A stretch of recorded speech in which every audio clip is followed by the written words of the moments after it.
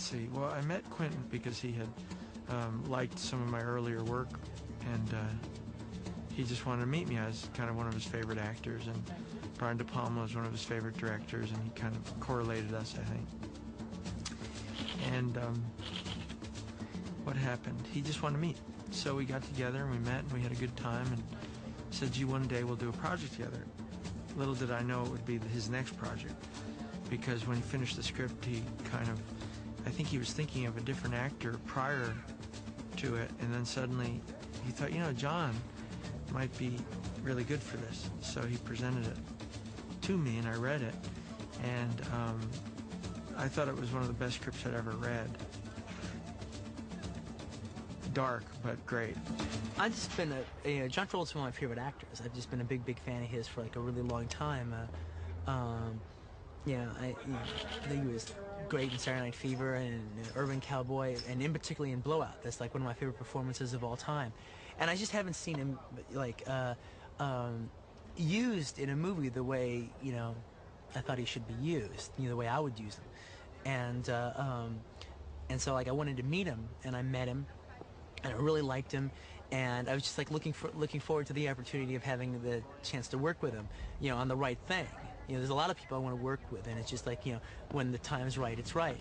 And then I wrote Vincent, and gave it for him to read. I didn't write it for him. I just wrote the character. And he dug it, and he loved it, and I loved the way he would have took with it. And so it was like, okay, great, this is excellent. We get, you know, right off the bat, we get to break the ice, you know, and he's doing a terrific job. I thought that he was going to probably have a lot of trouble getting me cast in it.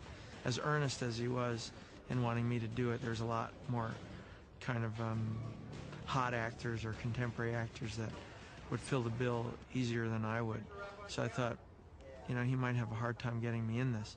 But he stuck to his guns, and he really pushed for me to be in this movie.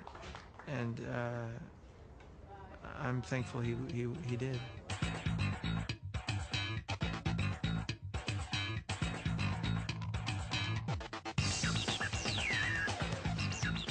I've done True Romance, read Natural Born Killers, and auditioned for that.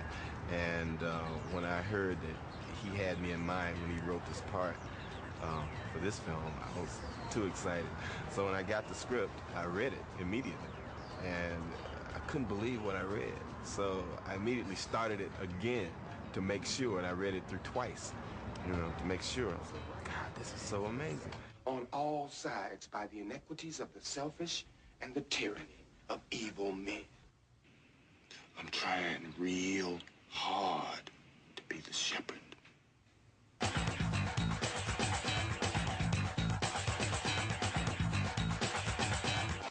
I met Quentin at Sundance 3 years ago.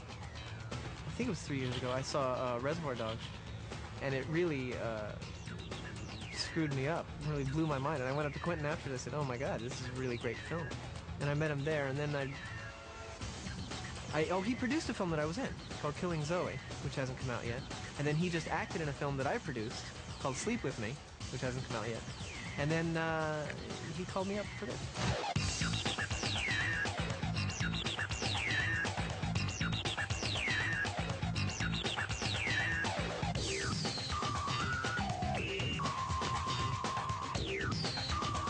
I was like every other actor in Hollywood, came and auditioned, and I actually auditioned for the part of Mia.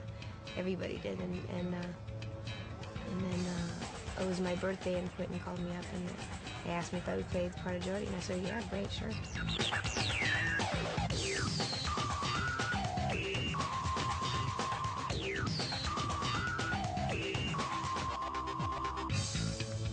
This film never addresses violence in a mean-spirited fashion. It's always something that's an outgrowth of the event, or it's something that's totally accidental that people acknowledge for a very brief moment and then they move on to something else. It's not those odes to violence that Quentin sometimes has been accused of writing. September 23rd, 1994, the opening night of the New York Film Festival. It's your movie. It's playing. The shot where she gets hit in the heart with the adrenaline shot. Yeah. Someone passes out, is having a seizure. What did you think? This movie fucking works. It's like, shit, this shit's like too intense for human beings. It's like, if I can stop people's heart, man, that's cinema. Harvey, myself, and the doctor, you know, helped this guy as he revived, and we helped him outside, outdoors, and he had a little bit of a sugar low or something, and I guess that just kind of pushed him over the top, so someone gave him some orange juice or something, I forgot what it was, Coca-Cola, and he was okay. But actually, it was like, whoa, this is a movie.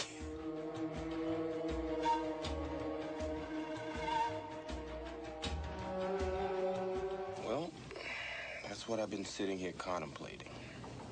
First, I'm gonna deliver this case to Marcellus. Then, basically, I'm just gonna walk the earth. What you mean, walk the earth? You know, like Caine in Kung Fu. He has a great facility for writing natural dialogue, even though these people are killers or, I guess, misfits in society in a certain kind of way. They have real conversational things going on in their lives, like normal guys or, you know, just normal people. And that's just so unique. The great thing I think about Quentin's writing is that it all seems real. It's like the words just come out like real people talking, which is a relief as an actor. It's a relief.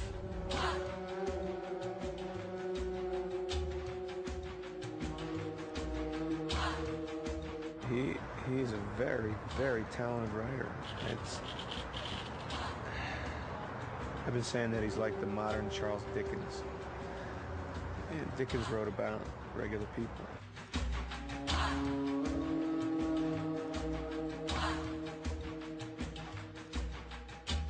We've asked everybody this question. We've asked everybody if they could take a stab at telling the story of the movie. Telling this story? No. No way. Absolutely not. No way. Sure, it is.